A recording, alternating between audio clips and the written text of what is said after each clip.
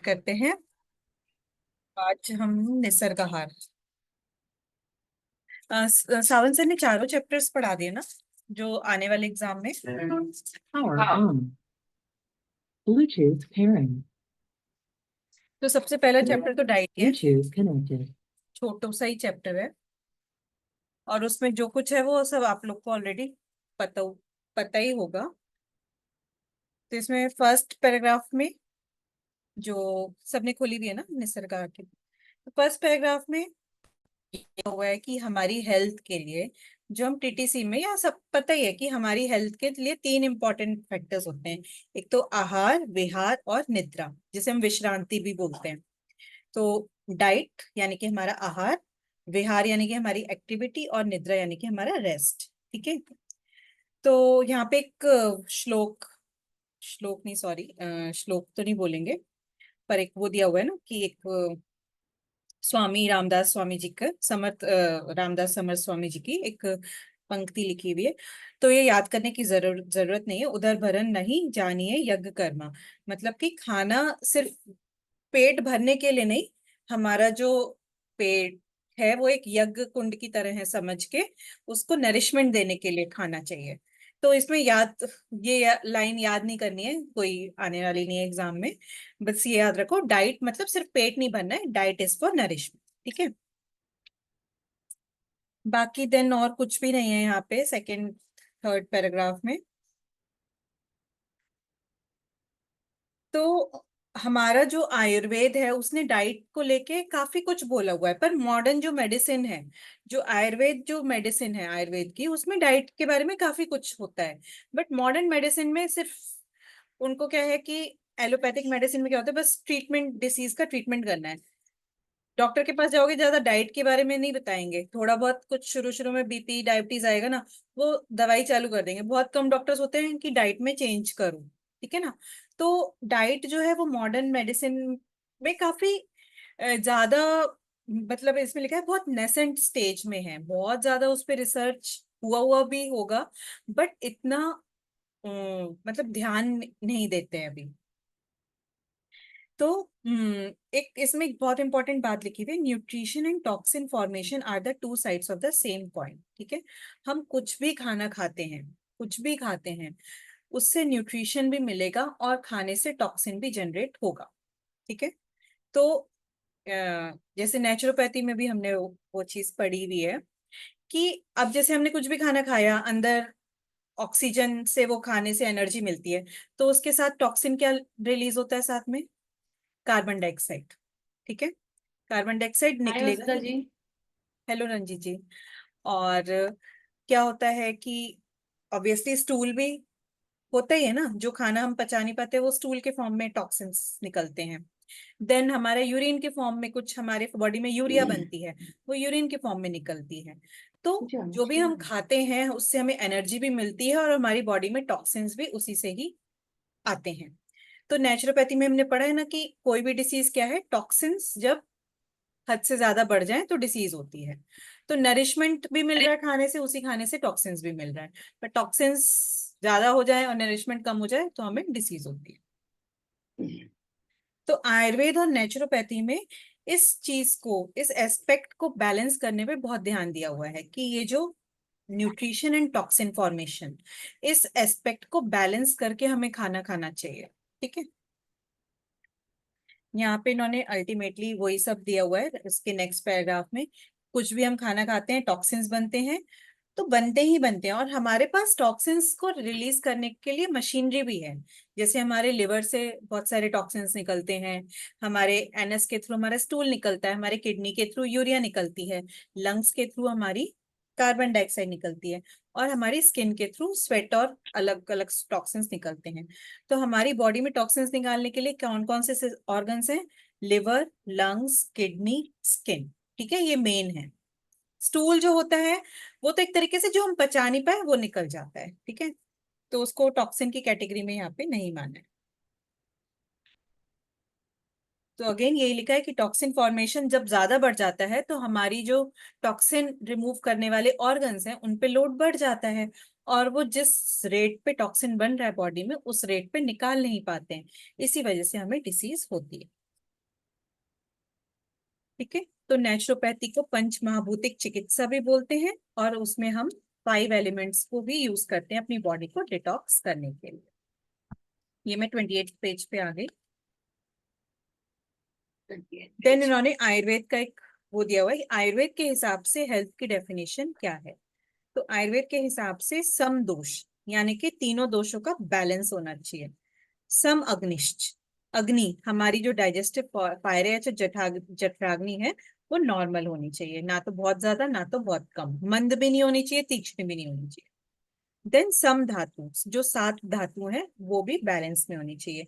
मल क्रिया, हमारा जो मल पास करने की वो है, मल प्रॉपर होना चाहिए, मतलब टाइमली हमें रोज सुबह उठ के मल, मतलब मल मूत्र का जो त्याग है वो प्रॉपर होना चाहिए।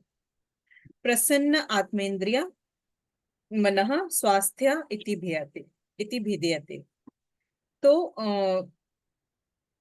तभी हमारा मन और हमारी आत्मा और हमारे सेंसरी ऑर्गन्स जो है वो प्लेजेंट रहेंगे, हमारा शरीर स्वस्थ रहेगा। ठीक है, तो आयुर्वेद में हेल्थ की बैलेंस करने के लिए क्या बैलेंस होना चाहिए, सारी तीनों धातु, सारी धातु, सप्त धातु, तीनों दोष, और अग्नि नॉर्मल होनी चाहिए, और वो प्रॉपर होना चाहिए, टॉक्सिन एलिमिनेशन। ठीक है, तो ये श्लोक, अगेन ये श्लोक याद करने की जरूरत नहीं है, ये जो पूरा दिया हुआ है, बट यू नीड टू, उसका मीनिंग क्या है वो समझना जरूर। अच्छा, तो अभी नेक्स्ट पैराग्राफ में इन्होंने मेन एक चीज दी हुई है कि 2 main sources of toxin formation. Toxin formation हमारी बॉडी में 2 तरीके से होता है, एक तो हमारी डाइट से, दूसरा मेंटल स्ट्रेस। ठीक है, डाइट से तो होता ही होता है, स्ट्रेस लेने से भी टॉक्सिन्स फॉर्मेशन होते हैं, और स्ट्रेस की वजह से ही बहुत सारी जो हमारी आजकल की लाइफस्टाइल डिसीज है वो स्ट्रेस की वजह से है। ठीक है, देन इस पैराग्राफ में इतना ही, देन अगेन नेक्स्ट पैराग्राफ पे आ जाइए।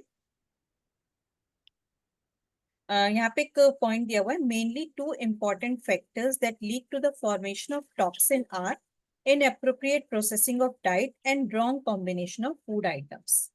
एक तो हमारा जो खाना हम ले रहे हैं वो प्रॉपर हमारी बॉडी में पच नहीं रहा है, और दूसरी बात है कि हम प्रॉपर खाना ही नहीं खा रहे हैं, हम जो फूड आइटम्स हैं, एक तो हो रहा है कि हम खा ही गलत रहे हैं, एक हो रहा है कि हमारी बॉडी सही से वर्क नहीं कर रही है।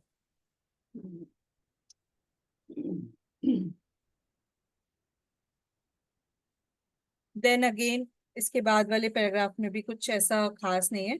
देन अगेन 29 पेज पे जो नेक्स्ट पैराग्राफ है, Ayurveda is very subtle science. तो यहाँ पे अगेन 2-3, एक्चुअली इस पूरे भी चैप्टर में ऐसे शॉर्ट नोट टाइप कुछ आने का नहीं है, छोटी छोटी चीजें हैं जो हमें बहुत सारे लोग को ऑलरेडी पता ही है, हम सबको ऑलरेडी पता ही है, जस्ट उनको एक उसमें बांधा है, एक just this is just introductory chapter diet का, जिसमें से बहुत सारी चीजें ऑलरेडी हम सबको पता ही हैं। तो आयुर्वेद में जैसे हमने बोला कि आयुर्वेद ने, मॉडर्न मेडिसिन ने न्यूट्रिशन से रिलेटेड ज्यादा कुछ नहीं बोला है, पर आयुर्वेद जो है हमारा, उसमें न्यूट्रिशन डाइट पे बहुत जोर दिया गया है। सबसे पहले तो आहार विहार निद्रा, देन ये वाला जो अभी हमने श्लोक पढ़ा कि ये अच्छी हेल्थ के लिए ये सब होना चाहिए, प्लस अच्छी हेल्थ मेंटेन करने के लिए आयुर्वेद ने बोला गया है कि 2-3 बेसिक चीजें बोली हैं, दिनचर्या, ऋतुचर्या। ठीक है ना, कि आयुर्वेद में भी पहले ये होता है कि डिसीज, जैसे हमने वो वाला चैप्टर पढ़ा था जो इम्पोर्टेंट टॉपिक्स वाली बुक में, डिफरेंट डिफरेंट थी ना मेथड्स ऑफ ट्रीटमेंट, उसमें आयुर्वेद में था। आयुर्वेद में सबसे पहले क्या होता है, पंचकर्म। ठीक है, पंचकर्म से भी पहले रसायन, आयुर्वेद में जो आयुर्वेदिक औषधि होती है उससे भी पहले वो लोग बोलते हैं कि पहले अपना लाइफस्टाइल मेंटेन करो, उसके बाद डिसीज हो। तो लाइफस्टाइल कैसे मेंटेन करना है अपनी, ये सम धातु सम दोष ये सब कैसे कर पाएंगे, जब आप अपनी दिनचर्या ऋतुचर्या को ठीक करो। तो आयुर्वेद कहता है लाइफस्टाइल मेंटेन करना, यानी कि अपनी दिनचर्या ऋतुचर्या को ठीक करो, उसके बाद भी डिसीज होती है, देन पंचकर्म डिटॉक्सिफिकेशन, उसके बाद भी कुछ रह जाता है, देन दे कम टू रसायन, औषधि। तो आयुर्वेद बोलता है कि दिनचर्या यानी कि अपना डेली बेसिस पे समय, दिन और रात में क्या खाना है, क्या रात को खाना है क्या दिन में खाना है। ऋतुचर्या, सीजन के हिसाब से क्या खाना है, ठंडी चीजें नहीं खानी, आयुर्वेद में तो बहुत होता है ना कि कब ठंडा गर्म का बहुत है। तो ये मेन इस पैराग्राफ में यही है, ऋतुचर्या दिनचर्या। देन अगेन नेक्स्ट पैराग्राफ पे आ जाते हैं कि जिस प्रकार से आयुर्वेद में भी डाइट पे और डाइजेस्टिव सिस्टम पे बहुत जोर दिया गया है, नेचुरोपैथी यानी कि नेचुरोपैथी को हम आहार चिकित्सा भी बोल सकते हैं। नहीं सॉरी, नेचुरोपैथी तो पंचमहाभूतिक चिकित्सा ही हुई, मतलब नेचुरोपैथी में भी आहार पे, यानी कि आहार के थ्रू ही अपने आप को ठीक करो, आहार चिकित्सा, उस पे बहुत फोकस है। तो डाइट हमारी ऐसी होनी चाहिए कि नरिशमेंट ज्यादा से ज्यादा मिले और टॉक्सिन कम से कम फॉर्म हो, ठीक है। Power on. तो टॉक्सिन और नरिशमेंट दो पहलू हैं एक ही सिक्के के। तो हमें ये ऐसी डाइट लेनी है कि नरिशमेंट ज्यादा से ज्यादा मिले, टॉक्सिन्स कम से कम, ठीक है।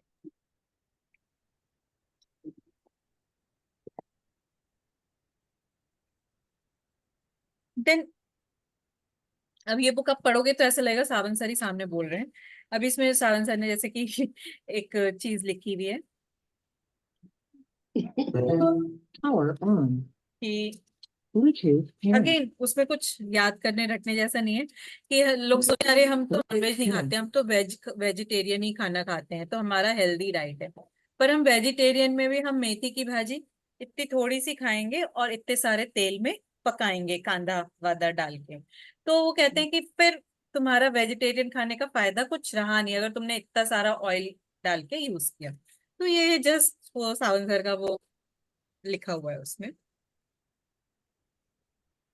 वसुधा एक मिनट जरा, वो जो चार्ट बताया था सर ने कि इतने बजे खाना चाहिए, इतने बजे वो जो बॉडी का जो इतने बजे पचाने का टाइम होता है, जरा उसका एक बार एक्सप्लेन करोगे आप? मतलब ना सर 6 ने बजे के बाद में बॉडी में कुछ पचने का टाइमिंग होता है, फिर सुबह से लेके 12 बजे तक 4 से 12 का कुछ सिक्रेशन का टाइम, ऐसे सर बता रहे थे ना कुछ। तो अगर याद होगा तो थोड़ा। मुझे याद नहीं, बट इन जनरल हमारी जो जठराग्नि होती है, हाँ सर बताते हैं एग्जैक्ट टाइम तो मुझे नहीं याद, मतलब वो 12 से 6 मैक्सिमम होती है। हाँ। तो एकदम सुबह उठते भी नहीं खाना चाहिए। जैसे जो हाँ। बहुत सारे लोग होते हैं वो राजीव दीक्षित जी का डाइट प्लान आई थिंक बहुत सारे लोगों ने सुना होगा, आई डोंट नो, कि वो हम्म। बोलते हैं कि दिन में 2 ही मील्स खाओ, उसके आगे पीछे मुंह मत खोलो, एक तो या आप तो 10 से 12 के अराउंड और एक शाम को हम्म। 6 बजे, दैट्स इट। तो वो हम्म। हमारी जो आएगा इसमें एक्चुअली ये एक चैप्टर में आएगा कि किस समय जो होती है वो सबसे ज्यादा होती है जठराग्नि। हम्म। तो वो मतलब सुबह सुबह नहीं एक्टिव होती है, सुबह सुबह जब हम सो के उठते हैं तो एकदम भी सो के उठ के ये नहीं कि अब वो मॉडर्न डाइट जो होती है उसका कॉन्सेप्ट काफी अलग है। और हम्म। डाइट के मॉडर्न डाइट तो कहती है कि सुबह उठ के कुछ ना कुछ खा लेना चाहिए पर आयुर्वेद और जो नेचुरोपैथी के हिसाब से थोड़ा दस। वसुधा, वो जो टाइमिंग बताया था ना सर ने, वो वो जो लास्ट पूछ वाला है। रही है ना, वो जो टाइमिंग बताया था ना, वो हाँ। सुबह मॉर्निंग 4 to 12 है एक स्लैब, फिर 12 to 8 और 8 to 4 ये हाँ डाइट ऐसे में बताया है था लास्ट उन्होंने। ऐसे चैप्टर ही में। सर ने बताया था हाँ कुछ, तो आयु का टाइम रहता लास्ट है, लास्ट चैप्टर में बॉडी है, का। लास्ट चैप्टर में आएगा ये। चैप्टर में हाँ। आएगा। लास्ट में है डाइट हाँ में, साइकिल। नेक्स्ट 31 पेज पे जो लास्ट पैरा है उसमें दिया है वो 3 पार्ट्स। हाँ वो 8 to 4 ऐसे और सब है। फोर्थ में ज्यादा अच्छे से समझाया भी है, फोर्थ वो लेसन में। Okay okay, thank you. ठीक है। Thank you Swati ji, thank you Archana ji welcome.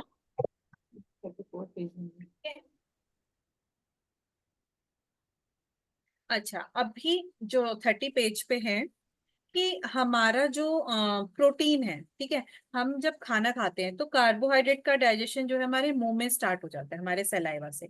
Stomach में खाली प्रोटीन का डाइजेशन होता है, ठीक है, और स्टमक में खाना 3-4 घंटे रहता है। अगर हमने कुछ प्रोटीन रिच खाया है तो, और बाकी जब खाना स्मॉल इंटेस्टाइन में जाता है तो अगेन प्रोटीन कार्ब्स फैट सबका डाइजेशन होता है। तो कहते हैं कि खाना जब प्रोटीन रिच खाना खा रहे हैं तो उसको 3-4 घंटे स्टमक में लगते हैं, ठीक है। तो अगर हम प्रोटीन रिच खाने के साथ कार्बोहाइड्रेट रिच खाना खा रहे हैं तो वो माउथ में थोड़ा बहुत डाइजेस्ट हुआ, फिर वो स्टमक में जाएगा। स्टमक में कार्बोहाइड्रेट पे तो कुछ काम होगा नहीं, ओनली प्रोटीन पे काम होगा। तो वो अननेसेसरली वो जो कार्ब है, वो जो स्टार्ची फूड है, वो अननेसेसरली प्रोटीन के साथ 4 घंटा स्टमक में पड़ा रहेगा। तो मतलब सावंत सर का ये कॉन्सेप्ट है, या मतलब जो भी नेचुरोपैथ्स की जो डाइट फॉलो करते हैं, कि प्रोटीन और कार्ब्स को एक साथ मत, ठीक है। This is again very much contradictory to the modern diet, ठीक है। एक बार थोड़ा वो भी बता दो कि कौन सा खाना कार्ब्स होता है, कौन सा प्रोटीन होता है, अच्छा कौन सा फैट होता है। अच्छा, अभिषेक बोले कि वैसे आई बिलीव कि ऑलमोस्ट सबको पता ही होगा कि प्रोटीन किस में होता है, carbs. Shall I need to cover? Yes, cover. अच्छा अच्छा, तो प्रोटीन हमारा जो होता है, प्रोटीन होता है हमारी दालों में, दूध में, दही Yes. में, ये सारे प्रोडक्ट्स में। देन मेनली हमारे नट्स और सीड्स में ये प्रोटीन रिच चीजें होती हैं, ठीक है। देन कार्ब हमारा जो चावल और गेहूं, या फिर इनफेक्ट मिलेट्स में भी कार्ब्स होते हैं। और फैट तो हमारा घी, फैट मिल्क प्रोडक्ट्स में भी होता है, नट्स में भी होता है, मेनली घी, ऑयल, ये फैट रिच फूड होता है, ठीक है। तो अभी हम तो हमेशा से दाल चावल साथ में ही खाते आए हैं, तो दाल इज प्रोटीन, चावल इज कार्ब, चावल इज स्टार्च। तो अकॉर्डिंग टू सावंत सर या फिर अकॉर्डिंग टू नेचुरोपैथी, दाल चावल इज अ रॉन्ग कॉम्बिनेशन, ठीक है। तो it is very difficult to follow. Yes. अभी दाल के साथ क्या खाएं ऐसे ही। मतलब उसमें लिखा हुआ है कि दाल अलग खाओ, चावल अलग खाओ, पहले चावल खाओ, थोड़े देर बाद दाल खाओ, क्योंकि दाल के साथ चावल खाएंगे तो चावल अननेसेसरली 4 घंटा स्टमक में बेकार पड़ा रहेगा, ठीक तो ऐसा है। ओके।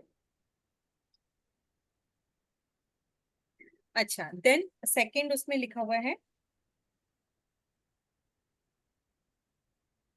कि वही कि लास्ट उस लाइन में लिखा हुआ है कि if protein rich diet is consumed with lot of starchy food, then starch is remained in stomach for 3-4 hours without any digestion and decomposes, leading to toxin formation, acid formation. तो खाओ पर बहुत सारा मत खाओ। यहाँ पे एक पॉइंट लिखा है लॉट ऑफ स्टार्ची फूड, तो दाल चावल खाओ, बट ये नहीं कि कुछ लोगों तो चावल चावल खाया, दाल थोड़ी सी, तो थोड़ा चावल की मात्रा कम करो। मतलब दाल ज्यादा खाएं, चावल कम खाएं। नहीं नहीं, ऐसा भी नहीं, सब कम खाओ। देन इसमें लिखा हुआ है फ्रूट्स, एक सेकंड लास्ट उसके नेक्स्ट पैराग्राफ में क्लास लाइन लिखी हुई है, fruits eaten on empty stomach is like gold, whereas fruit eaten after meals is like iron. ये तो आई थिंक सबको पता है कि फल जो है वो खाली पेट खाने चाहिए, ठीक है। तो ये आई थिंक बहुत लोग फॉलो भी करते हैं, इवन आई ऑल्सो फॉलो, कि खाने के बाद फ्रूट्स नहीं खाते हैं। बहुत सारे फैमिलीज में कल्चर होता है खाने के बाद फ्रूट खाने का। इनफैक्ट मेरे यहाँ पे है, पर मेरी ससुराल, हाँ, मतलब मेरे घर पे। मतलब अभिषेक के घर में है कि खाने के साथ फ्रूट्स करते हैं, मेरे मतलब हाँ, वो मायके में। सब बोलते हैं कि हाँ अभी फ्रूट खा हमारे लो। यहाँ भी है। हाँ मैं नहीं खाती, हम लोग यहाँ पे हमारे यहाँ भी है, बट मैंने भी फ्रूट्स चेंज खा लो, कर दिया फ्रूट्स अभी। खा लो, फ्रूट्स खा लो। अभी चेंज कर दो, जिसके जिसके घर में है सब चेंज कर दो। एक तो खाने के बाद फ्रूट्स और खाने के बाद चाय। ये बहुत सही है। मेरे एक अंकल है, उनके घर में हमेशा रात को सोने के पहले फ्रूट्स खाते हैं। और पता किसी किसी को मेरे पचते ससुराल में भी, बट अब नहीं खाते हैं क्योंकि मैं भी नहीं खाती हूँ, सबको बंद कर दिया। हाँ, मतलब करते करते हैं खाने के साथ, मतलब हम लोग जैसे सलाद खाते हैं, इन लोग के यहाँ मतलब फ्रूट्स फ्रूट्स करते हैं खाते सलाद। हैं। क्योंकि वहां पे क्या है कि हम लोग नॉर्थ से हैं तो बहुत ठंडी पड़ जाती है, तो खीरा अच्छा, वीरा, नॉर्थ में तो कहाँ से हो? यूपी से रामपुर। हाँ, मैं भी बनारस। हाँ, तो ठंडी पड़ गई ना तो फिर ये ककड़ी खाने को कुकड़ी होती वहां ठंडी पे, होती है। हाँ। तो वो तासीर के हिसाब से फ्रूट्स चेंज होता रहता है। अच्छा, तो फ्रूट्स खाली पेट खाने चाहिए, ठीक है।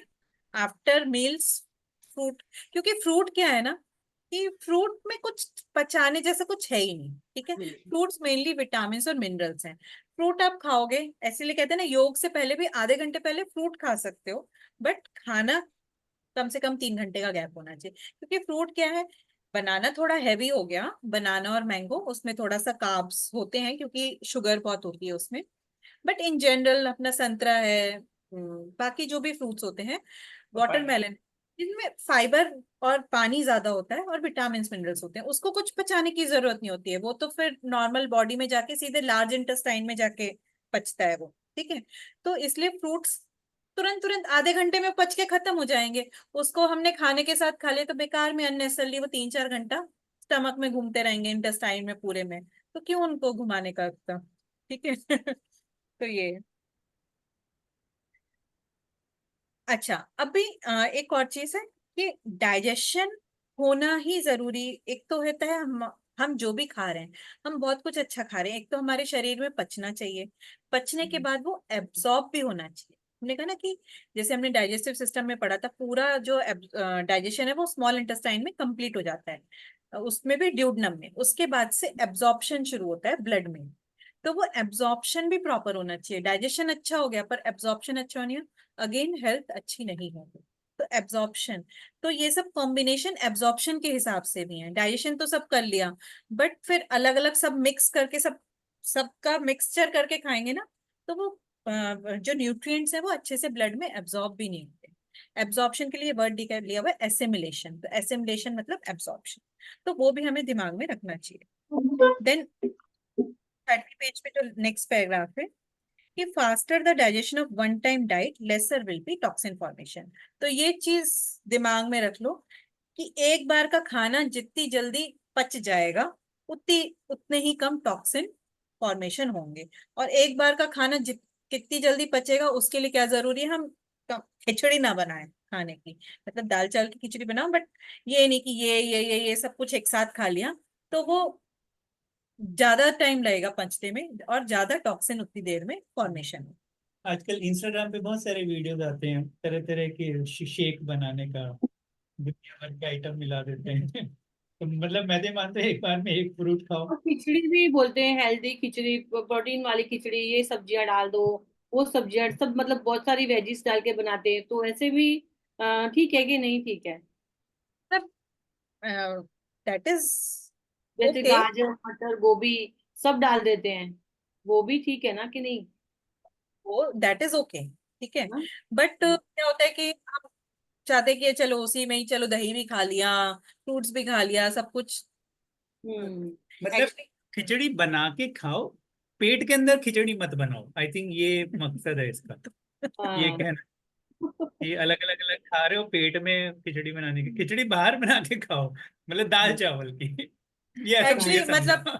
देखिए मॉडर्न डाइट और ये बुक में बहुत सारी डिस्क्रिपेंसीज हैं, मतलब हम्म। बहुत अलग कॉन्सेप्ट है, ठीक है। तो इसलिए जो अपने विवेक को अच्छा लगे, जो जितना फॉलो कर पाओ उतना करो, आई वुड से। बहुत सारी चीजें अभी उसमें लिखा है कि निसर्गाहार में लिखा है प्रोटीन भी कम से कम खाना चाहिए। अभी हम आजकल मॉडर्न डाइट में तो पढ़ रहे हैं प्रोटीन रिच खाओ, प्रोटीन रिच खाओ, कार्ब्स कम करो, प्रोटीन बढ़ाओ, प्रोटीन बढ़ाओ। ये बोलते हैं कार्ब्स तो कम करने को बोल ही रहे हैं, but again they are saying, Sawan sir तो बोलते हैं कि मॉडर्न जो न्यूट्रिशन बोलता है कि 1 ग्राम पर किलोग्राम बॉडी वेट प्रोटीन होना चाहिए। अगर हम 60 किलो के हैं तो हमें रोज 60 ग्राम प्रोटीन खाना चाहिए। तो सावन सर कहते हैं कि अगर आप योग कर रहे हो रेगुलरली तो आपकी वो रिक्वायरमेंट हाफ हो जाती है। आप 60 किलो के तो आपको डेली 30 ग्राम ही प्रोटीन चाहिए अगर आप रेगुलर योग कर रहे हो। तो सावन सर इज अगेंस्ट कि 60 ग्राम बहुत सारा प्रोटीन खाओ, प्रोटीन रिच भी कम खाओ, एज पर सावन सर, ठीक है। देन अच्छा, तो जैसे हमारे जो योगिक टेक्स्ट हैं, आयुर्वेदिक टेक्स्ट भी हैं, सब में लिखा हुआ है, ये तो लिखा हुआ है कि मिताहार, अल्पाहार, ठीक है ना, कि अन्नेन पूरे दर्धम, ये तो हम हमेशा से पढ़ रहे हैं, आधा पेट खाना, ठीक है, ये तो हर जगह लागू होता है, ठीक है। Beat modern science, beat Ayurveda, beat yoga, हर जगह बोलते हैं कि आधा पेट ही खाना। देन एक लिखा सवाल था मेरा कि कैसे पता चले कि अब मेरा आधा पेट इतना है कि नहीं। ये मुझे आज ही कल में दिमाग में आया, मैं किधर किताब कि कैसे मुझे पता चले कि मेरे पेट का साइज क्या है। नहीं, पेट का साइज ऐसे आधा कोई नाप के नहीं करना है।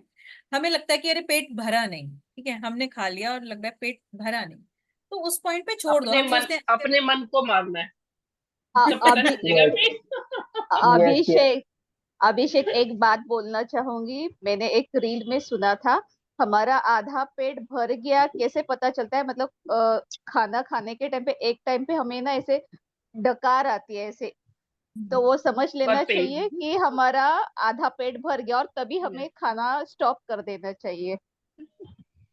मैं वैसे ये करती हूँ। कोई कोई लोग कितना भी खाते हैं उनको डकार नहीं आता है। मुझे भी नहीं आता है एक्चुअली, मुझे सब नहीं कुछ होता है, लेकिन नोटिस बैठ करना, मैंने नोटिस किया खाने का, ऐसे खाना खाने के टाइम पे थोड़ी देर बाद में ऐसे ऐसे लगता है ऐसे डकार जैसे, तो समझ लेना चाहिए कि आधा पेट भर गया और तभी स्टॉप कर देना चाहिए। और वैसे हम लोग कितना, मतलब क्वांटिटी होनी चाहिए हम लोग को पता चलता है, मतलब कितना खाने से हमारा आधा पेट भर गया करके, और उससे भी हम लोग ज्यादा खाते हैं ना, तो पता चलता है हम लोग को, हाँ हेवी हेवी सा लगने लगता है, मतलब नोटिस करना कभी भी, मैंने नोटिस किया ये बात। बोलते हैं ये उनकी बहुत डकार अच्छी होती है जिनको डकार आता है ना मैं मसुदा? इसमें एक और चीज ऐड करूंगी, जो रंजीत जी और अभिषेक जी बोल रहे हैं ना कि डकार नहीं आती, तो वो हम्म। डकार बहुत सारे लोगों को, मैंने ये परिवर्तन किया अपने लाइफ में, तो मुझे समझ में आया कि हम लोग बहुत जल्दी जल्दी खाते हैं। अगर आप चबा के खाओगे अच्छे से तो नहीं है। तो हाँ, तो हम लोग फटाफट फटाफट खाना खाते हैं। जल्दी जल्दी जल्दी, और दिमाग में बहुत कुछ चल रहा है, टीवी भी चल रहा है और ये चल रहा है, अभी यहाँ जाना है वहां जाना है, तो वो डकार पे ध्यान होता नहीं है। हाँ यही मैं कहने वाला था, डकार आती होगी लेकिन पता नहीं चलता।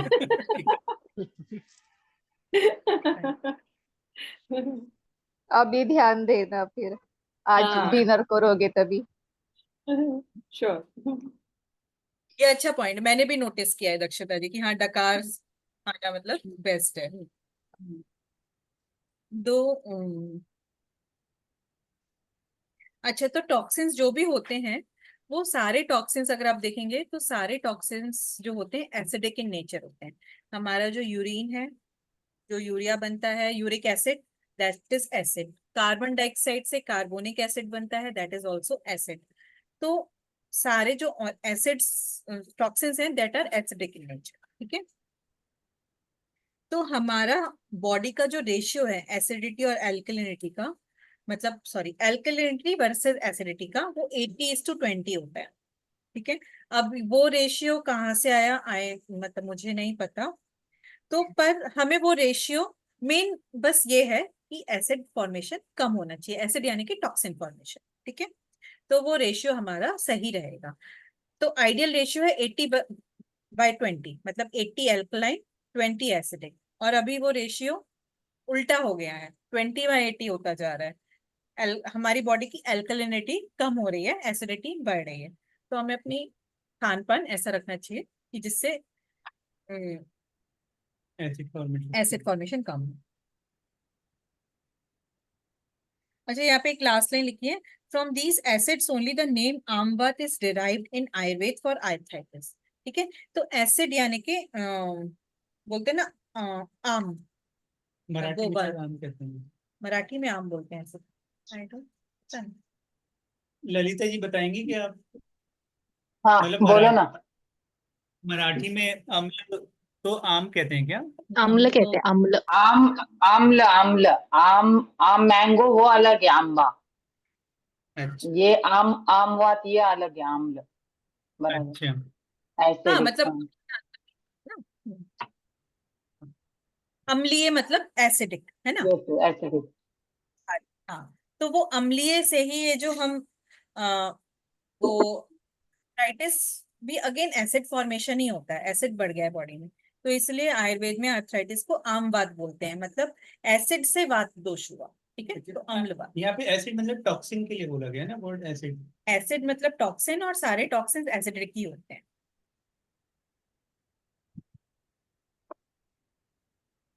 अच्छा, अगेन नेक्स्ट पैराग्राफ में लिखा है, जो भी चीज वाइट होती है, स्टिकी होती है, वो बॉडी के लिए हार्मफुल होती है, और जो भी चीज फाइबर रिच होती है बॉडी के लिए बेनिफिशियल होती है। जैसे कि 4 वाइट पॉइजन्स बताए गए हैं, तो पूछने में आता है शुगर, सॉल्ट, मैदा, ये तो तीन तीन तो हमने पढ़े हुए हैं। चौथा वाइट पॉइजन अभी तो बुक सबके मिल्क। हाथ में है। मिल्क, राइस, राइस भी है ना। मिल्क। मिल्क। नहीं, राइस नहीं Dry. है, राइस मिल्क है, मिल्क। मिल्क। Milk. Hmm. तो 4 white poisons, sugar, salt, maida and milk. तो इनसे दूर रहो। Sugar, salt, maida, तो milk. तो बच्चों को भी मिल्क नहीं देना है ना? बताया बच्चों को एक्चुअली इसमें लिखा है कि 2 साल के ऊपर हमारा जो मिल्क डाइजेस्टिंग कैपेसिटी है वो कम हो जाता है। तो छोटे बच्चों को दे सकते हैं, बट एज पर नेचुरोपैथी हमें मिल्क का कोई जरूरत नहीं है। Okay. लेकिन पुराने जो बुजुर्ग होते थे देखो, उनको तो देते थे ना कि हाँ चलो उनको हल्दी वाला दूध दे दो, अगर उनको अभी मतलब रात नेक्स्ट को चैप्टर में वही है। है ना। देखो मैं तो मिल्क पीती हूँ, मुझे अच्छा हाँ, लगता है। वही तो हमारे घर में भी सब पी के सोते हैं, मतलब रात को उनको भले 1 कप हो लेकिन चाहिए। तो वही मैं ओके, सोच रही थी। पर मिल्क अच्छी क्वालिटी का हो, सात्विक आहार also. ज्यादा से ज्यादा गाय का, जो देसी गाय जर्सी का, गाय। देसी। देसी गाय का दूध। हेमंत जी कुछ कह रहे हैं। तो हेमंत जी कुछ कह रहे हैं? हाँ, गलती से। But it is mentioned as sattvic ahar also, milk. सात्विक आहार. सात्विक आहार में आता है। हाँ, milk आता है. Somewhere in this book this was self mentioned. तो So it is. अच्छा, हाँ, तो सात्विक आहार मिल्क देखिए, मैं तो जैसे कि कृष्ण जी भगवान जी थे, वो तो दूध, हाँ, उनको दही। तो कितना ये था। तो पर ये है कि अब हमारा जो लाइफस्टाइल है, हमारी जो डाइट हो गई है, तो मिल्क पचाने की कैपेसिटी थोड़ी हम लोगों की कम हो गई है। तो उतना जितना पहले पीते थे मिल्क, उतना नहीं। और दूसरा, मिल्क की क्वालिटी भी बहुत खराब हो गई है जो। तो एज पर अगर आपको अच्छा क्वालिटी का मिले तो लो, अदरवाइज कम करो। ये नहीं कि हाँ मिल्क अच्छा है तो बहुत सारा पिए जा रहे हैं, मतलब थोड़ा कम कर सकते हैं। देन दिनचर्या। हम्म, हाँ, तो वो वाला पॉइंट आ गया टाइम का, ठीक है। तो दिनचर्या जो है 24 घंटे, यानी कि 3 पार्ट्स में डिवाइड है, 8 घंटे के, ठीक है। तो 4 से 12, सुबह 4 से 12 जो होता है वो हमारा होता है शुद्धि काल। शुद्धि काल यानी कि एलिमिनेशन। तो उस समय हमारी बॉडी टॉक्सिन्स को एलिमिनेट कर रही है, ठीक है। तो उस समय खाना खाने का जरूरत नहीं, ठीक है। 12 से 8 पाचन काल है, ठीक है। तो that is a ideal time खाना खाने, ठीक है। तो एक मील 12 बजे खा लो, एक मील 6-7 बजे खा लो, जिससे कि 8 बजे तक वो अच्छे से पच जाए। और जो रात का समय है, अगेन रात को 8 से 4 बजे का, वो हमारा डिटॉक्सिफिकेशन या फिर हीलिंग वाला समय होता है, रिजेनरेटिव फेज, ठीक है। तो उस समय रेस्ट करना चाहिए, ठीक है। समझ में आया? तो सुबह जो हो गया 4 से 12, वो एलिमिनेशन फेज, शुद्धि काल है। तो उस समय हमें खाना नहीं चाहिए, शुद्धि पे ध्यान देना चाहिए अपने शरीर की। ऑब्वियसली उसी समय हम सब मल मूत्र का त्याग करते हैं ना, उठ के। देन 12 से 8 पाचन का। और रात को 8 से अगेन सुबह के 4 बजे तक हमारा हीलिंग फेज, ठीक है। अच्छा, then again as per the laws of nature man fundamentally is fruitarian, ठीक है। तो जब भी पहले आदि मानव था, जब हम आदि मानव थे, तो कुछ पका के तो खाते ही नहीं थे। तभी तो कुछ खेती होती ही नहीं थी, फार्मिंग थी ही नहीं। क्या खाता था?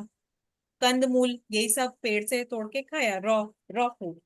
तो by nature, according to naturopathy, हम लोग फ्रूटेरियन है, मतलब हमें पका के खाने का जरूरत ही नहीं है। Only raw fruits and vegetables, पेड़ से तोड़ो खाओ। फार्मिंग भी नहीं थी, ठीक है। तो सीरियल्स वगैरह ये सब कब शुरू हुए? जब हमने इंसान ने फार्मिंग स्टार्ट करी, गेहूं वेहूं अनाज की खेती। जब खेती नहीं थी तो बस फल सब्जी तोड़ के व्यक्ति ऐसे ही खा लेता था। तो इसलिए हमें ज्यादा जरूरत नहीं है, मतलब अकॉर्डिंग एज पर नेचुरोपैथी हम सिर्फ फल और सब्जी बेसिक खा के भी जिंदा रह सकते हैं। Then starch is useful for labourers. अगर कोई हाँ बहुत हैवी वर्क कर रहा है तो उसको एनर्जी चाहिए, एनर्जी स्टार्च से मिलती है। ये बात है कि कार्बोहाइड्रेट से हमें एनर्जी मिलती है। तो कोई बहुत ज्यादा काम कर रहा है तो उसको स्टार्च रिच फूड खाना चाहिए।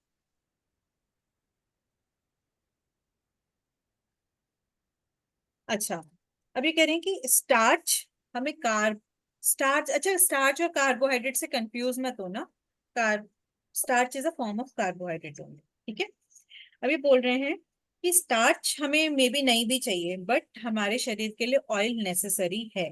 तो ऑयल से डरो मत, but right kind of oil use करो। ठीक है, तो राइट काइंड ऑफ ऑयल हमें चाहिए।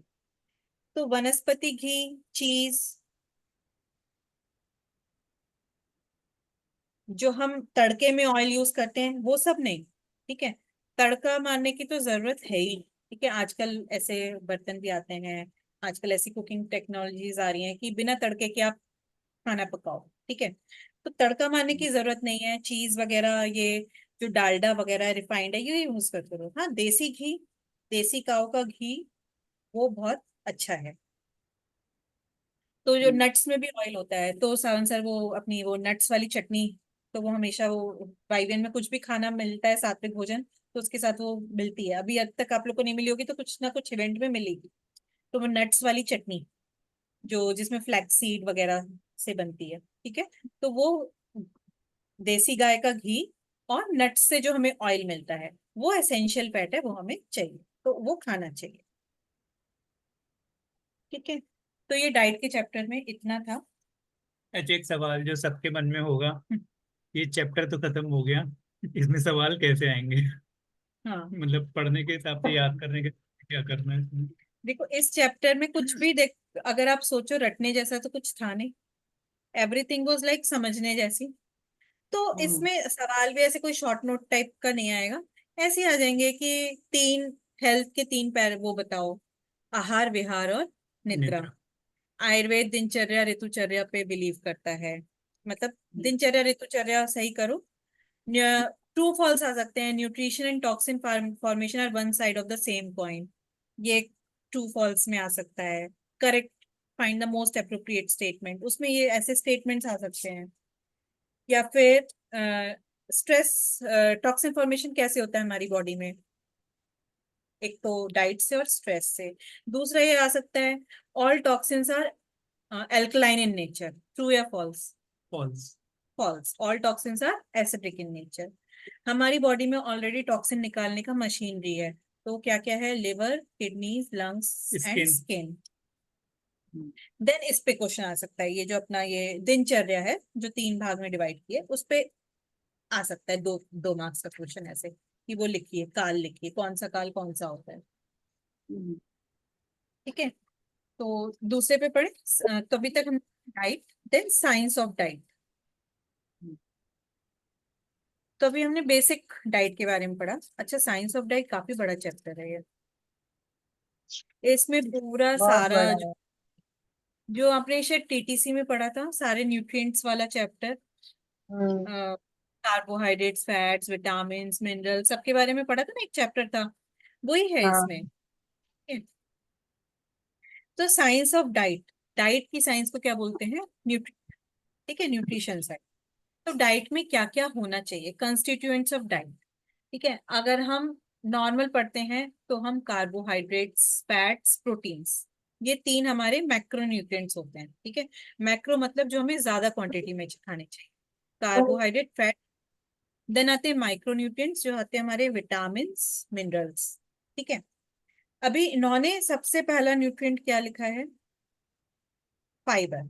ठीक है, लेकिन एक्चुअली फाइबर तो न्यूट्रिएंट नहीं होता है। ठीक है, सॉरी।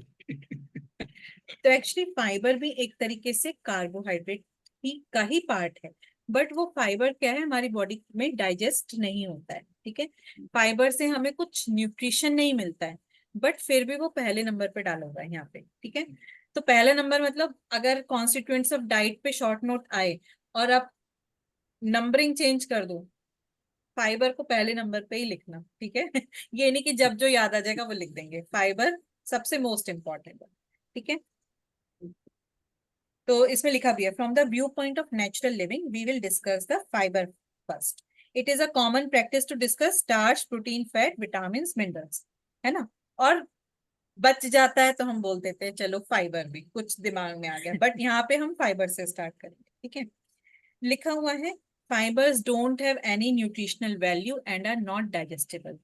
तो लोग सोचेंगे अरे ट्रू फॉल्स में आ जाएगा, अप्रोप्रिएट स्टेटमेंट में आ जाएगा, fibres have do not have any nutritional value and are not digestible. सब लोग उसको फॉल्स लिख के आ जाएंगे, जबकि ये ट्रू है। ठीक है, लोग सोचेंगे अरे फाइबर तो फर्स्ट नंबर पे डाला है, सबसे ज्यादा न्यूट्रिशनल वैल्यू होनी चाहिए, तो फाइबर से हमें कुछ न्यूट्रिशन नहीं मिलता और वो पचते भी नहीं है। फाइबर का काम क्या होता है फिर?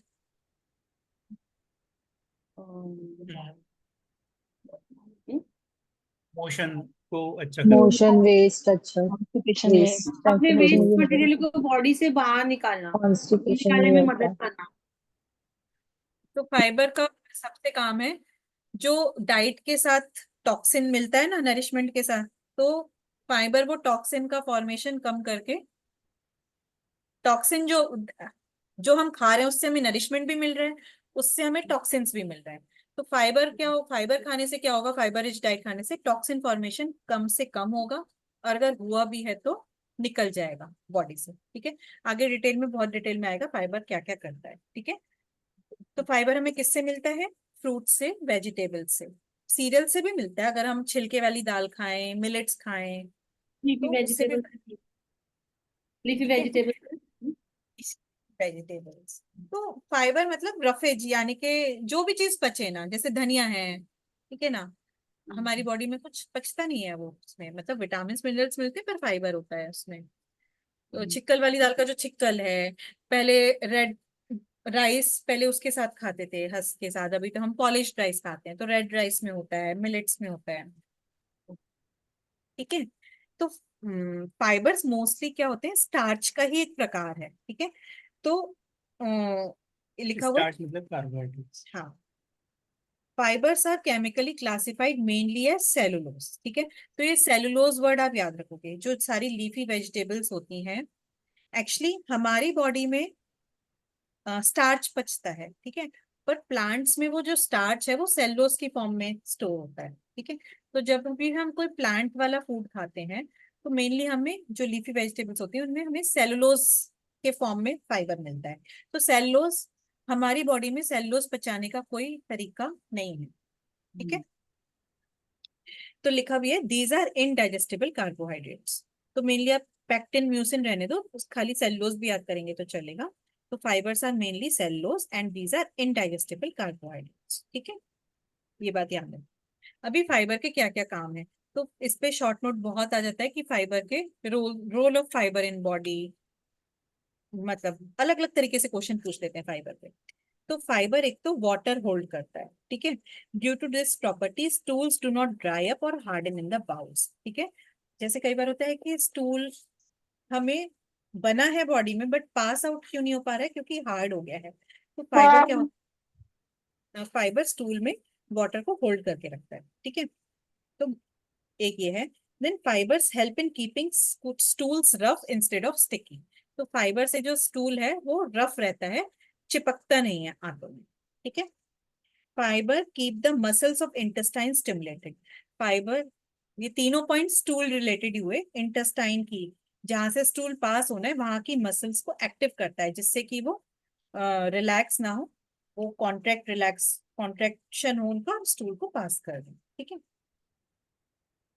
अगेन लिखा भी है these three properties of fibre ensure good bowel movement. ये जो ऊपर की तीन हमने बातें पढ़ी, इससे हमारा जो बाउल है अच्छे से क्लीन होता है। Clean bowel means timely disposal of toxins. ठीक है, आधे टॉक्सिन्स तो हमारे बाउल के थ्रू निकलते हैं। Then fibres fill the stomach and satisfy hunger. ठीक है, फाइबर रिच फूड खाने से हमें पेट जो है, डकार जो है, पेट जल्दी भरा हुआ लगेगा। ठीक है, एक नॉर्मल राइस खाओ, अच्छा आज ही अब रियलाइज हुआ अभी ये बात सुन के, नॉर्मल इडली खाते हैं, आज हमें एक हमारी नेबर ने मिलेट्स की इडली खिलाई, हमें इतनी नींद आ रही थी, इतनी नींद आ रही थी, और वो 2-3 इडली खा के पेट ऐसा फुल हो गया। नॉर्मली क्या होता है 4-5 इडली खा लेते हैं जो घर की बनी हुई होती है, तो अभी रियलाइज हुआ क्योंकि वो मिलेट्स की थी, मिलेट्स में फाइबर होता है, तो वो 3 में ही ऐसा पेट ऐसा हो गया कि बिल्कुल फुल। तो फाइबर से पेट जल्दी फुल फील हो जाता है, और हंगर, भूख जो है शांत हो जाती है। अच्छा, कुकुम्बर्स एक बहुत अच्छा सोर्स है फाइबर का। तो कुकुम्बर्स में विटामिन मिनरल्स भी होता है, फाइबर्स भी होते हैं, 0 कैलोरीज होते हैं। अच्छा, तो ये सब तो था अभी तक, खाना हमने खाया वहां तक की बात, स्टूल निकल गया।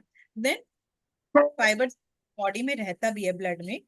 Fibers prevent excessive cholesterol in food from entering into blood and dispose it off directly through bowels.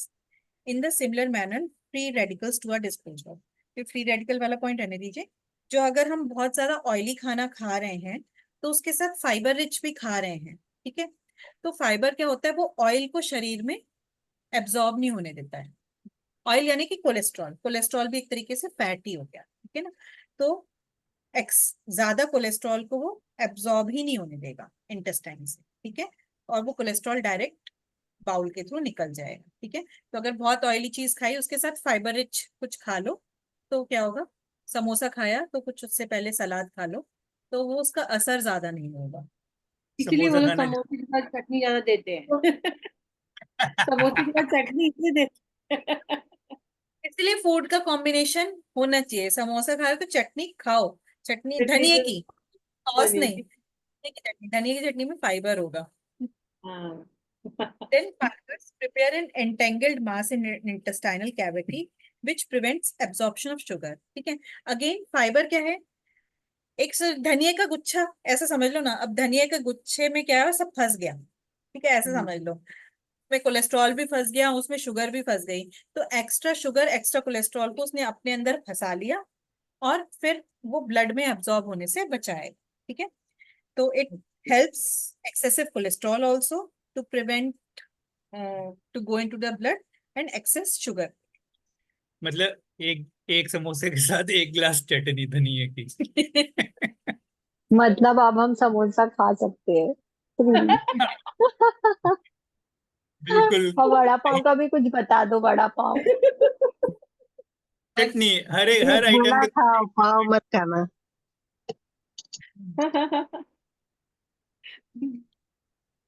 ठीक है, अभी इसमें आगे बहुत कुछ लिखा हुआ है। ये एफ वाले पॉइंट में, शुगर वाले में, बस याद रखो कि ये एक गुच्छा बना लेता है, लिखा है ना एंटेंगल्ड मास, एक गुच्छा बना देता है हमारे इंटेस्टाइन में जिससे शुगर भी एब्जॉर्ब नहीं हो। बस इतना, वो आगे इंसुलिन वगैरह वो सब से कंफ्यूज हो जाओगे, जिसको पढ़ना है वो पढ़ लेना, बट इतना भी लिखेंगे चलेगा, ठीक है। तो ये सब फाइबर के रोल थे। तो अभी हम सारे न्यूट्रिएंट्स पढ़ रहे हैं, हमारी बॉडी को क्या क्या न्यूट्रिएंट्स चाहिए। तो अभी हमने पढ़ा फाइबर्स। देन हम सेकेंड नंबर पे लिखा हुआ है यहाँ पे, एक्चुअली नंबर नहीं डाला हुआ है उसको उन्होंने, अच्छा नंबर डालने से रह गया है। ठीक है, देन आया एंटीऑक्सीडेंट्स, ठीक है, पेज नंबर पेज नंबर 35, 35। ठीक है। 35। ये और कर लेते हैं। ये तो बहुत बड़ा चैप्टर है। नहीं अच्छा, तो एंटीऑक्सीडेंट्स कर लेते हैं। एंटीऑक्सीडेंट्स क्या होते हैं, तो आप लोगों ने बहुत ऐसे एड्स वगैरह में आता है आजकल ना, फ्री रेडिकल बन रहा है, फ्री रेडिकल बन रहा है, एंटीऑक्सीडेंट खाओ, सुना होगा एंटीऑक्सीडेंट। तो हमारी बॉडी में जो भी टॉक्सिन्स होते हैं, ऐसे समझ लो toxins are free radicals. Free radicals मतलब वो क्या होते हैं कि मन चले, कहते हैं ना मन चले घूम रहे हैं, तो मतलब वो फ्री घूम रहे हैं, खुले छूटे हुए घूम रहे हैं। मराठी में क्या बोलते हैं, गड़दुल्ले, मतलब आवारा घूम रहे हैं। हाँ, फ्री रेडिकल ये समझ लो आवारा वो है। तो वो आवारा हमारी बॉडी में घूम रहे हैं, तो हमारी बॉडी को कुछ छेड़खानी ना करें, परेशान ना करें, तो फ्री रेडिकल्स को दबाने के लिए एंटीऑक्सीडेंट्स चाहिए होते हैं, ठीक है। तो ये समझ लो टर्म, फ्री रेडिकल्स हमारी बॉडी के लिए बुरे होते हैं, एंटीऑक्सीडेंट्स फ्री रेडिकल्स पकड़ने का काम। को लगाम लगा के रखते हैं, ठीक है। एंटीऑक्सीडेंट्स हमारी बॉडी के लिए अच्छे होते हैं। तो एंटीऑक्सीडेंट्स अगेन हमें कहाँ से मिलते हैं, विटामिन और मिनरल्स, ठीक है। तब यहाँ पे एंटीऑक्सीडेंट्स के बारे में थोड़ा बताया हुआ है। इनफैक्ट फ्री रेडिकल्स बनते कैसे कैसे हैं, कुछ भी खाना खाते हैं तो टॉक्सिन फॉर्मेशन होता है, उससे फ्री रेडिकल्स बनते ही हैं। देन हम स्ट्रेस लेते हैं तो फ्री रेडिकल्स बनते हैं। इनफैक्ट हम एक्सरसाइज भी करते हैं तो भी टॉक्सिन फॉर्मेशन होता है, ठीक है। फिजिकल एक्सरसाइज जब करते हैं तो भी टॉक्सिन बनता है, तो भी फ्री रेडिकल्स बनता है, ठीक है। तो देन लिखा है इसमें antioxidants are the one that destroy free radicals, ठीक है। तो एक यहाँ टर्म लिखी हुई है, free radicals are oxidising agents, antioxidants, ठीक है। तो फ्री रेडिकल्स ऑक्सीडाइज करते हैं और एंटीऑक्सीडेंट्स ऑक्सीडाइजिंग एजेंट्स के एंटी होते हैं, ठीक है। तो एंटीऑक्सीडेंट्स को रिड्यूसिंग एजेंट्स भी बोलते हैं। तो ये अप्रोप्रिएट स्टेटमेंट में आ सकता है ये वाला स्टेटमेंट कि free radicals are oxidising and antioxidants are reducing agents, ठीक है, उनको रिड्यूस करते हैं फ्री रेडिकल्स। तो एंटीऑक्सीडेंट्स के हमें फ्रूट्स और वेजिटेबल्स से मोस्टली मिलते हैं, मोस्टली विटामिन और मिलते हैं। और वो क्या होते हैं, पका के उनकी जो वो होती है खत्म हो जाती है, तो इसलिए कहते हैं कि जितना अच्छा, कम से कम फ्रूट्स और वेजिटेबल्स को कम से कम पकाओ, रॉ चीजें ज्यादा। जैसे कि कहते हैं ना कि विटामिन सी जो है गर्म करने से बेकार हो जाता है, उसकी वैल्यू गर्म करेंगे पानी में, तो ये क्या होते हैं, हीट से या फिर फ्रिज में रख के बहुत ज्यादा टेम्परेचर से खराब हो जाते हैं, इनकी जो वो गुणवत्ता है वो नष्ट हो जाती है। तो जितना हम कच्चे से कच्चा खाना खाएं, फ्रेश खाना खाएं, ये नहीं खीरा काट, क्या हुआ, खीरा काटा तुरंत खा लो, ठीक है, पकाते तो नहीं हम खीरा, खीरा काट के रख दिया कल परसों खाएंगे, तो उसकी गुणवत्ता में थोड़ी सी कमी आ जाएगी, ठीक है। तो अगेन विटामिन मिनरल्स पे लिखा है antioxidants, vitamin minerals are highly important, ठीक है, और ये कुकिंग से नष्ट हो जाते हैं। तो क्या टाइम हो गया, अच्छा तो थोड़ा सा विटामिन का ये शॉर्ट इंट्रोडक्शन कर लेते हैं। तो विटामिन क्या होते हैं, विटा मतलब एसेंशियल, ठीक है, और मिन मतलब कम क्वांटिटी। तो विटामिन वो एसेंशियल न्यूट्रिएंट्स हैं जो हमें बहुत कम क्वांटिटी में चाहिए, ठीक है, माइक्रो न्यूट्रिएंट्स बोलते हैं विटामिन और मिनरल्स को, तो बहुत ही कम क्वांटिटी में चाहिए। तो 5 vitamin, sorry, A B C D E K, ये सबने पढ़े हुए होंगे। इनमें से ये पता होना चाहिए, बी और सी जो होते हैं वो वाटर सॉल्युबल होते हैं, ए डी ई के वो फैट सॉल्युबल होते हैं, ठीक है, तो ये पता होना चाहिए, याद होना चाहिए, ठीक है। तो कभी भी जैसे डी विटामिन खाते हैं या कुछ तो उसके साथ ऑयली चीज खानी चाहिए, इसीलिए ऑयल जरूरी होता है हमारी बॉडी में, जो फैट सॉल्युबल विटामिन को पचाने के लिए ऑयल चाहिए, ठीक है। अच्छा, हमारी बॉडी में विटामिन बनते नहीं है, वो हमें डाइट से ही लेने पड़ते हैं, ठीक है। देन यहाँ पे बहुत कुछ लिखा है, वो सब आप याद मत करो, बस ये याद रखो बी और सी वाटर सॉल्युबल होते हैं, ए डी ई के वो फैट सॉल्युबल होते हैं, ठीक है। अभी आगे एक एक विटामिन डिटेल में पढ़ने को दिया हुआ ही है, वहीं पे डिटेल में पढ़ेंगे। अच्छा, अभी यहाँ वाले ये जो आगे जो चैप्टर है, इससे बहुत ज्यादा वो परेशान मत हो जाना सब लोग, बहुत ज्यादा डिटेल में कौन सा विटामिन कौन से उसमें है, कौन कौन से फूड में है, बहुत ज्यादा याद रखने की जरूरत नहीं है। बेसिक बेसिक मेन पॉइंट याद रखने की जरूरत है। विटामिन ए जो है वो हमें ग्रीन लीफी वेजिटेबल से मिलता है, और येलो और रेड, ग्रीन येलो रेड, इन 3 कलर की वेजिटेबल से मिलता है। अभी विटामिन ए तो पता है, तो बहुत ऐसे रटने जैसा हो गया, कैरेट में होता है, और कैरेट आंखों के लिए अच्छा होता है, विटामिन ए भी आंख के लिए बहुत अच्छा होता है, ठीक है। तो ये कैरेट याद रख लो, विटामिन ए कैरेट आइस के लिए बहुत अच्छा है, ठीक है, और विटामिन ए स्किन के लिए भी अच्छा होता है, ठीक है, स्किन एंड आइज। तो विटामिन ए में याद रख लो ग्रीन येलो और रेड वेजिटेबल्स, स्किन और आइज के लिए अच्छा है, और कैरेट, ये बस ये चीजें अंडरलाइन करके आप रख लो, बस इतना ही याद रखो, ठीक है। आइज के लिए अच्छा है, तो इसकी डेफिशिएंसी से कौन सी डिसीज होगी, नाइट ब्लाइंडनेस, कि रात को दिखता नहीं है, ठीक है।